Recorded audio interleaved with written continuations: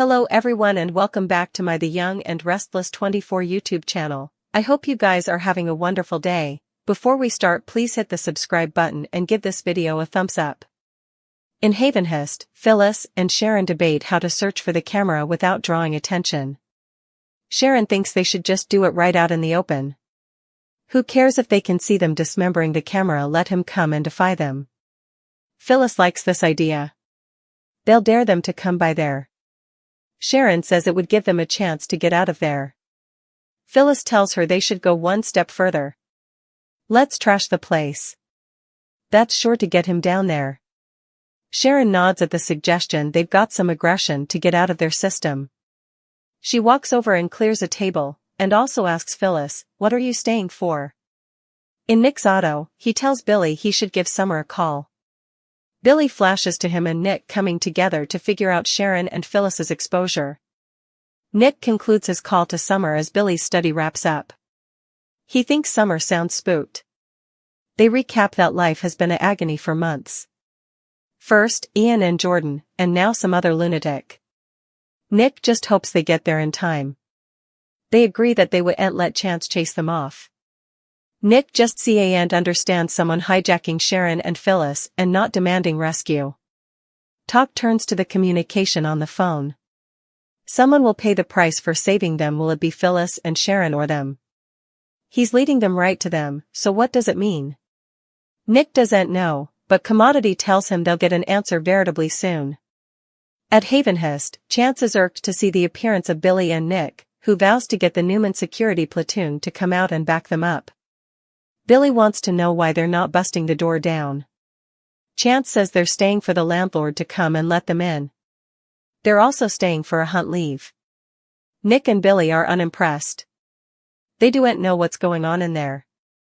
These women have been through hell for the last 6 months.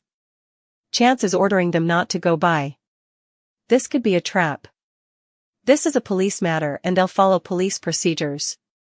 Chance gets a textbook that the hunt leave is approved. He insists, still, that they stay for the landlord to open the door. Billy and Nick pace impatiently. Inside, Phyllis and Sharon take great delight in destroying the room, ripping up pillows and smashing lights. Sharon hollers about Ian Ward and Phyllis yells about Jordan, the devil's bridegroom. Sharon screams about her remedying her and sticking her in the seamster. Phyllis shouts about her running her off the road. Sharon cries, "This bone is for poisoning my drug, making me out of my mind. I didn't know what I was doing. This is for Heather's death, and for me condemning Daniel and putting you and your family through so important pain."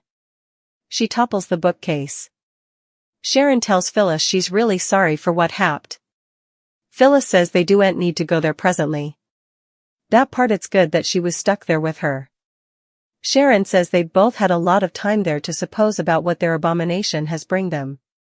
Phyllis agrees. It took all of their history being thrown in their face to realize.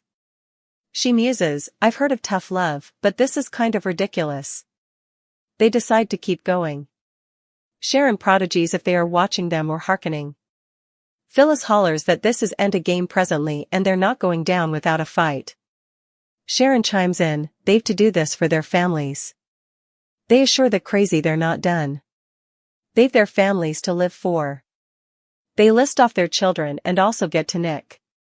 Awkward horselaugh ensues. Phyllis says, "Cassidy first." Sharon nods, "And your new job?" They ask the voice what he's going to do now. It's his turn to wonder what's going on.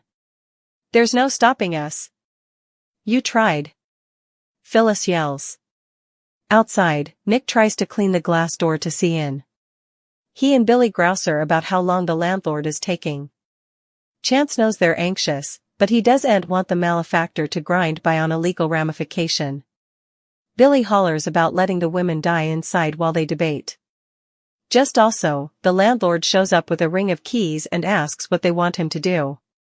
Billy barks, "Open the damn door." Chance says stay a nanosecond and questions the man if anyone has communicated him lately about this place. The landlord shakes his head. The structure's been in use for times. They try the key and learn the cinches were changed.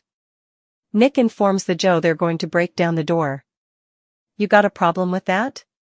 Inside, Phyllis and Sharon giggle over their trashed room. Pigsty enthusiasm, Sharon jokes. Phyllis tells her she's actually funny. It took them being in the hole to realize it. Sharon asks, what happens now? Phyllis holds up the camera. The voice can't see us, so I assume the voice will be worried. She expects a visit soon. Sharon thinks this will give them the upper hand. But she warns they'll presumably show up with some kind of armament. Phyllis decides they should find commodity to cover themselves with. Phyllis grabs a plastic object and Sharon finds a thermos. They turn out the light and hang by the door to stay. Outside, Chance tells Billy and Nick the door is made of shatterproof glass. He jimmies the cinch and stops Nick from going in.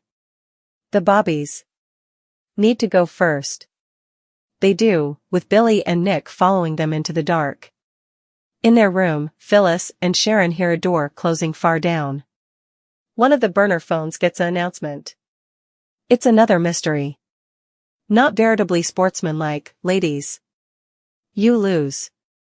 Sharon thinks that's more like a death trouble. Phyllis is sure he's coming for them. They take up their station at the door again. Phyllis reminds Sharon they're badasses after everything they've done in their lives to cover their families. Sharon nods, we're survivors. Phyllis says, take my hand. We've got this. Suddenly, they hear a hissing noise, and the song starts playing again over the speaker. Sharon asks, what's that? Phyllis replies, oh my God. It's gas. Sharon asks, where is it coming from? They start searching and Phyllis finds the source, but she can't turn it off. Choking, she takes a kerchief Sharon hands her to try and plug it. Outside, Chance and the others approach outside the door. They hear the music. Nick says he knows they're in there and calls out Sharon's name. In the room, Phyllis isn't suitable to stop the gas. She hollers to the voice that he wouldn't win. As Sharon hands her another distance, Chance calls out to them outside the door. Sharon tells Phyllis, I heard someone. Phyllis warns they don't have a lot of time. Sharon tells her to get down from the gas pipe. She'll pass out if she doesn't move. Claire and Holden might be gearing up for an interdicted kiss. Will Kyle find himself stupefied over a treason? Holden lately flirted with Claire over drinks and did a little cling with her as they sat at the bar together. Kyle wasn't pleased at the sight of Claire with another man, especially once Summer refocused out that it looked like Claire had a new friend. It was egregious that Summer was trying to stir up some precariousness for Kyle and beget further trouble in his relationship. Of course, there's no guarantee that Claire and Holden's bond will go any further, but we should consider the possibility that they'll form a real fellowship. Holden and Claire might start spending further time together, so that could lead to problems in her current love. Still, he may cloud over Claire and Holden truly getting close, if Kyle was that jealous over a simple commerce at the bar. That's especially true since Holden seems like the kind of Joe to push boundaries grounded on Audra's stories about him. At some point, Holden could fluently plant a kiss that Claire doesn't see coming. Claire might indeed kiss back if it happens after an argument with Kyle and she ends up demanding some comfort. On the other hand, it's possible YNR suckers will see a lip cinch that's entirely Holden's doing. Holden might misconstrue the situation and get pushed down once he surprises Claire with a smooch. Anyhow, Kyle might feel betrayed if he gets updates on Claire's lips being on another man.